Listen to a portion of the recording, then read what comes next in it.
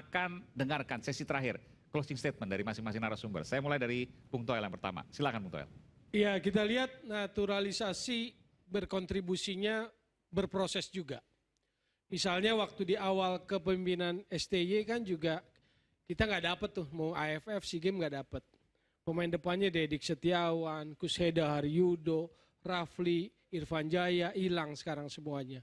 Masuklah naturalisasi. Itu juga belum dapat. November tahun lalu kalah 1-5 di Basra. Yang main Jordi Amat, Sandy Walsh, Shane Patinama di kiri. Lalu juga Ivar Jenner udah main, Rafael Strijk udah main. Tidak serta-merta. 1-5 di Basra. Berikutnya main di Filipina 1-1 sama Filipina. Kalau basket sih kita draw sama Filipina. Tapi kalau bola agak tersinggung juga kita gitu loh. Lalu kemudian masuklah persiapan menuju Piala Asia. Dibantai juga sama Libya 4-0. Ada itu naturalisasi. Lalu 2-0 juga sama Libya. 5-0 juga sama Iran. Lalu masuklah Piala Asia. 1-3 sama Irak. Lebih kurang dikit lah dibanding 1-5. Kan itu Januari. Lalu menang 1-0 dari Vietnam. Wah, teriak kita semua gitu loh. Ya nggak apa-apa, kita memang harus hore-hore gitu loh. Cuman saya mau bilang, jaga kekritisan kita pada sepak bola. Federasi kita ingin maju, publik bola kita ingin maju. Nggak boleh kita dibodoh-bodohi gitu loh. Lalu kemudian lawan apa? Dibodohin Jepang. Gimana? Maksudnya jangan gampang terkagum-kagum. Kan ada istilah Katalan tuh, ojo gumunan, ojo kagetan. Jadi tetap harus kalau orang-orang bola tetap harus punya insight, punya analisis, punya review, punya evaluasi yang bagus gitu loh. Supaya kita bisa menilai nih, dengan kapasitas federasi sekarang mampu akselerasi. Tadi Bang Arya bilang banyak loh yang tertarik. Oh berarti kan sebetulnya punya kapasitas lebih gitu loh. Oke lah, tapi kan kita juga ingat dong bahwa jangan lupa pembinaannya, jangan lupa bahwa 17-20 itu development gitu kan. Jangan hina-hinakan local pride gitu loh. Contoh, Rafael Strijk bagus nggak? Bagus. Tapi apakah kita nggak pernah punya bakat yang lebih bagus? Kalau saya pernah lihat Boas Muda dahsyat. Boas Solosa Muda dahsyat. Peter Witt waktu ngelatih timnas Indonesia, dan itu adalah kesaksian pelatih yang waktu itu jadi asistennya Peter Witt bilang, Peter Witt pernah panggil Boas, kamu tuh kalau saya bawa ke Inggris, kamu tuh punya kualitas untuk main di sana. Cuma Peter Witt kasih syarat-syarat gitu loh. Jadi kalau soal bakat nggak kalah gitu loh. Jadi kita jangan lupa sama itu. Bahwa untuk akselerasi silahkan. Tetapi dalam koridor bola, maka akan normal muncul-muncul pertanyaan. Kan yang parah ini atmosfer bola aja yang parah nih. Pembelahan, local pride, pro naturalisasi, anti naturalisasi, pro STY dan anti STY, itu yang parah. Yang Bang Arya bilang jangan lagi kayak begitu. Itu yang parah sebetulnya. Society kita rusak. Tidak ada, Bung Toel mau sampaikan, tidak ada anti STY, pro STY, tidak ada anti naturalisasi, pro naturalisasi. Sekarang contoh gini lah. Semua proporsional. Kaitan dengan alasan masing-masing. Kan Bang Aiman di awal aja udah tajam ini kan pada saya. bahasa netizen. Ya, tajam pada saya misalnya. Let's say saya sendirian yang kritis gitu loh. Kan yang muji-muji banyak. Oh iya. Pundit yang muji-muji banyak gitu loh. Puluhan kali jumlahnya gitu. Bahkan ada yang mengusulkan bikin patung gitu. Sementara Bung Karno aja nggak ada patungnya tuh di GBK gitu loh. Jadi bikinlah patung buat di kamarnya sendiri, ya silahkan aja gitu kan. Gitu. Jadi buat saya adalah ini ada sebuah keanehan ketika sebuah kritisi, catatan kritis pada sepak bola diartikan secara ekstrim. Gitu loh. Ada, tentu pengamatan itu kan panjang, bukan cuma di Piala Asia ini aja. Betul. Pengamatan itu panjang dari awal gitu loh. Maju terus, katakan kebenaran sesuai dengan hati nurani. Terima kasih. Okay. Ya. Bung Sabto, silakan. Ya, baru bisa bahas tentang naturalisasi nih ya. Dia tadi nggak dapat kesempatan. Ya, saya pribadi ya termasuk yang bukan terkejut juga ya. Maksudnya apa yang diambil oleh PSSI, langkahnya itu jelas dalam artian. Kalau kita bicara pengembangan youth, emang kita tertinggal jauh. Bahkan dari Vietnam, dari Thailand kita tertinggal jauh. 10-12 tahun kita tertinggal karena mereka di usia segitu atau 10-12 tahun lalu mereka sudah terafiliasi dengan klub. Sementara kita kan belum sama sekali. Oke, EPA jalan, 16, 18 tahun, sekarang ada 14 tahun, ada 18 tahun, tapi afiliasinya betul-betul dari klub apa enggak? Apa minjem pemain dari SSB? Itu kan masih menjadi PR yang besar PSSI yang akan dijawab dalam kurun, tadi Bang Arya bilang 6 tahun ke depan mungkin ya, baru akan terlihat youth development-nya itu berjalan atau tidak.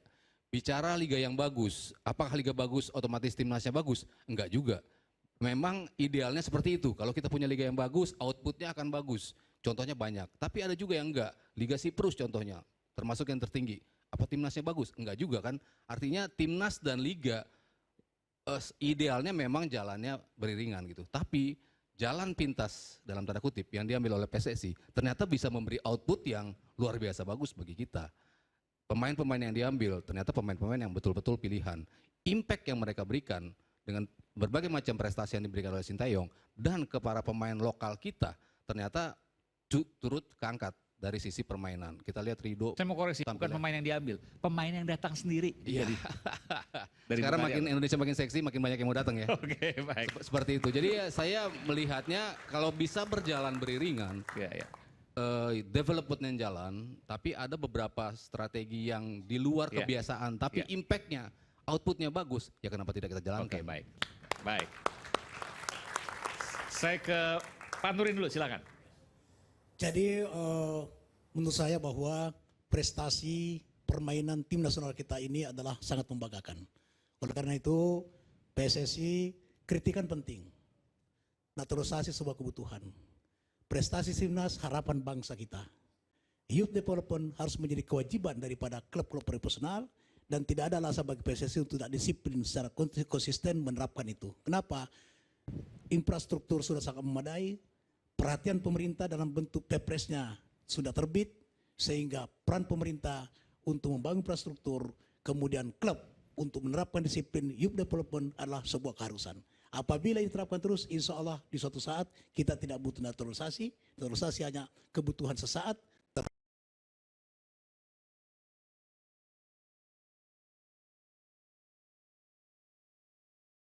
5-10 tahun akan datang kita tidak jauh berbeda dengan Brasil. Memilih Sintayong saya salah satu yang sangat kagum. Ada 2 pelatih, saya paling banyak bersama saya pelatih mulai dari manajer PSM. Oke, kenapa sampai Anda ketua kagum? PSSI. Kenapa Anda kagum dengan Karena STY? Sintayong paham tentang anatomi pemain-pemain Indonesia. Sama dengan Ivan Kolev. Ivan Kolev ketika menangani Piala Asia 2004 kita bisa mengalahkan Qatar 2-1. Piala Asia 2007 kita mengalahkan Bahrain 2-1. Kita hanya kalah 1-0 dari Korea Selatan dan kita kalah 2-1 dengan Arab Saudi injury time. Andaikan waktu itu kita seri dengan Arab Saudi, kita lolos ke babak berikutnya. Oke. Itu Ivan Kolev juga paham tentang anatomi pemain-pemain Indonesia. Sepak bola hanya ada 3 faktor. Gizi, fisik, skill. Dengan gizi yang baik akan menghadirkan stamina yang bagus. Dengan stamina yang bagus, skill, kemampuan teknis akan keluar. Dan itulah yang dimiliki oleh Sintayong. Ketika Indonesia memiliki stamina yang bagus, kita sudah buktikan. Anak-anak kita bisa bermain 120 menit. Di zaman saya, anak kita sulit bermain 120 menit. Ivan Kolev nggak ada naturalisasi tapi ya, Pak Nurdin. Tidak ada naturalisasi, tapi itu bisa kita kalahkan itu. Oke, terima kasih. Itu pesan saya Maria. Anda sekarang, apalagi Erick Thohir, termasuk saya kagum bertangan dingin. Baru berapa bulan jadi ketua PSSI, kita sudah juara SEA Games. Belum cukup 2 tahun jadi ketua PSSI, kita sudah lolos di final. Bertangan dingin. Dalam sepak bola, faktor laki juga sangat menentukan. Terima kasih. Silakan. Baik, terima kasih. Menurut saya naturalisasi yang dilakukan sekarang sudah on the track. Hanya tadi kembali ke permasalahan bahwa yang dinaturalisasi itu kalau bisa jangan ada proporsionalitasnya juga dengan pemain lokal sehingga kualitas-kualitas pemain lokal kita tidak hilang begitu aja. Dan apa yang dibangun oleh Pak Ketum Nurdin Halid, lanjut Pak Lanyala, Pak Edi, Pak Ibul, dan difiniskan oleh Pak Erik, ini sebuah kesinambungan yang luar biasa. Pemain-pemain yang dipanen hari ini itu lahir dari kompetisi usia muda dari zaman Pak Edi, Pak Ibul, dan hari ini dipanen. Nah ini tugas sekarang federasi tidak lagi hanya berpikir harus naturalisasi siapa lagi. Karena ini kan sifatnya etalase, suplemen aja sebenarnya naturalisasi ini. Bagi kami di klub melihat federasi ini harus mampu menyiapkan sistem kompetisi, kemudian youth development, dan kemudian fasilitas. Jadi fasilitas lapangan itu di daerah harus banyak. Karena banyak, Bang Arya aja bilang di Sumut penghasil pemain nasional aja lapangannya nggak ada, kurang. Om Anjas dari Sumut. Nah, kita punya senjata yang cukup bagus dalam bentuk Inpres nomor 3 2019. Itu adalah senjata maha dahsyat yang berbicara soal percepatan sepak bola nasional. Ya. Itu kalau dieksekusi oleh orang selevel Pak Erik yang punya domain politik yang kuat saat ini, punya pengalaman secara teknis, beliau adalah saya pikir adalah ketua umum yang paham betul soal teknis pengelolaan sepak bola, di mana beliau membangun DC United, Inter Milan, Oxford dan lain-lain tidak sulit, apalagi dia punya punya diplomasi atau punya kedekatan dengan tokoh-tokoh di FIFA dan lain-lain. Ya. Ini kalau disinergikan, saya pikir sepak bola kita akan maju ke depan, dan inilah saat-saat periode emas buat sepak bola kita di tangan Pak Erik, dan kita harap Pak Erik didukung oleh para pembantunya yang baik-baik, Exco. Kalau bisa 12 Exco yang lain kayak Bang Arya juga. Karena saya nggak ngelihat nih Exco bidang youth development apaan. Exco kompetisi mana nih? Semua tertuju kepada timnas. Terakhir, nanti tetap ada. Tebak skor untuk Indonesia gini, berani? Realistis, yang mudah-mudahan kita menang adu penalti. Oke, menang adu penalti, oke. Saya ke Bung Fendi dulu, nanti baru ke Bung Arya dan Iya, Om Anjas. sepak bola adalah momentum juga ya, betul ya. Artinya ketika kita bicara tentang pelatih kita juga, Sinyo Aliandu 1986, sedikit lagi kita ke Piala Dunia juga. Sekarang ada momentum Pak Erick Thohir, ada ST dan para pemain kita ya. Itu juga tentunya semuanya perlu kita dukung. Tetapi narasi-narasi memang harus kita perbaiki juga. Ya, saya rasa kita jangan dorong lagi pro dan kontra naturalisasi. Ya. Tadi walaupun bercanda itu jangan juga kan. Dulu kita jajah Belanda, dulu kita dijajah Belanda, sekarang kita jajah dia. Pasti bukan begitu juga. Agen dengan makelar, kan sepak bola secara profesional pasti ada agennya ya. Kalau itu diterus-teruskan kita bisa macam-macam loh. Apakah jadi pengurus PSSI tidak ada makelarnya misalnya gitu ya. Nah itu kan masalah juga loh. Ini kita semua ketawa. Tepi jurang. Kita semua ketawa karena itu udah Tepi jurang itu ya. Butuh satu lagi. Waktu saya ketua umum tidak ada izinnya. Iya. Nanti suatu saat. Saya jadi ketua umum tidak ada izin. Iya nanti kita. Tepi jurang oleh netizen maksudnya ya? Ya nanti ada satu masalah lagi. Nah tapi yang menarik pada saat ini saya melihat itu bahwa ada suatu gabungan yang luar biasa. Ada momentum ya, kebangkitan dengan khususnya kemarin ya, setelah ada Asia Senior yang kebetulan agak tertolong oleh Kyrgyzstan tapi kemudian dihajar oleh Australia 0-4. Tapi di U23 ini kita ya mau nggak mau orang mengatakan Anda tapi Korea Selatan toh kita taklukkan, kita putus dia jalurnya ke Olimpiade, luar biasa lah ya, apapun hasil dengan gini nanti gitu. Nah di atas itu semua saya mau mengatakan gini nih ujungnya nanti pada suatu saat, dan saat itu nggak lama, 6 Juni ketika melawan Irak itu. Lalu kita melihat komposisi pemainnya misalnya 9 naturalisasi, 2 yang dihasilkan oleh liga kita misalnya. Apa yang muncul dalam hati kita? Kalau saya selama kita menang dan masuk ke putaran ketiga, lagi-lagi karena induktif dan deduktif. Induktif itu petik buahnya. Deduktif itu rawat pohonnya. Sementara yang penting kita masuk nih, karena dari situ dibagi 30 ya, 6, 6, 6, 2 langsung, masuk lagi dibagi 20 lagi, 1, 2, 3, 2 langsung, setengah playoff misalnya. Jadi itu semua menggembirakan kita. Tapi di ujung itu semua, tadi kan kita sudah banyak belajar nih, Uzbekistan dan Jepang. Ya kan? Saya tahu Jepang itu punya itu semacam keinginan niat dari pemerintahnya. Nah, Bang Arya, tadi saya mau kutip satu, kita sedang secepat-cepatnya naturalisasi, begitu kan Bang Arya ya? Tadi kan ini, kecepatan kami sedang tinggi untuk naturalisasi. Kita itu satu-satunya barangkali ya, negara di ASEAN pada saat ini yang punya inpres percepatan untuk sepak bola gitu ya. Secepat apa ini kita membangun, memperbaiki kompetisi? Setidaknya pertanyaan penting saya, karena saya didudukkan di antara supporter. Kapan kami supporter ini bisa nonton away aja? Betul nggak toh? Loh, kalau itu enggak, sepak bola itu manusia menonton manusia berprestasi dan kemudian kita ngenyek kan, tapi kalau dia mencetak gol, kita semua berdiri tepuk tangan. Ketika Ronaldo keluar dari lorong Piala Dunia itu menangis, tidak sedikit pendukung Maroko yang sepanjang pertandingan itu membu dia, ikut berdiri dan menangis gitu. Jadi pertanyaan saya adalah mudah-mudahan kecepatan itu sama-sama Baik. akselerasi di atas dan bawah. Begitu Bang Arya ya. Makasih. Makasih. Om Anja silakan. Jadi pertandingan besok ini kan junior, kita harap nanti mereka di senior akan lebih maju lagi. Dan insya Allah kita bisa memenangkan pertandingan besok. Amin. Ada moto yang paling bagus di sepak bola kita, atau seperti saya suka bilang begini, jujurlah Anda di dunia ini. Jangan Anda tidak jujur karena alam ini akan melibas kalian.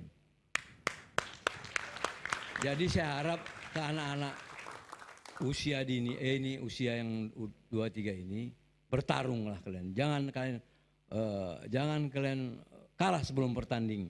Mereka juga manusia. Jadi lawan itu orang-orang itu. Jadi dengan semangat yang tempur yang tinggi, Garuda di dadamu, kau bisa mengatasi ini. Jangan kalian tidak bersatu-bersatu dan jangan menyalahkan satu sama lain. Bersatu padu, rebutlah prestasi. Inilah kesempatan kalian, karena kesempatan ini tidak datang 2 kali.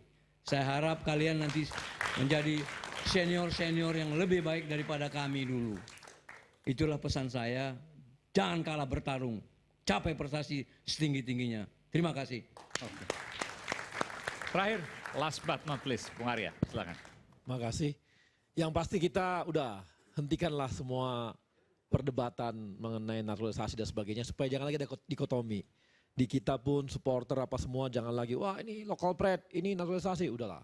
Karena ini nggak akan membuat bangsa kita semakin baik. Jadi pasti kami dengan naturalisasi dengan skala percepatan hasilnya bagus dan sebagainya. Ini juga cukup baik. Sekarang udah ini kok udah masuk kok masukan banyak. Tolong kompetisinya dibenahi.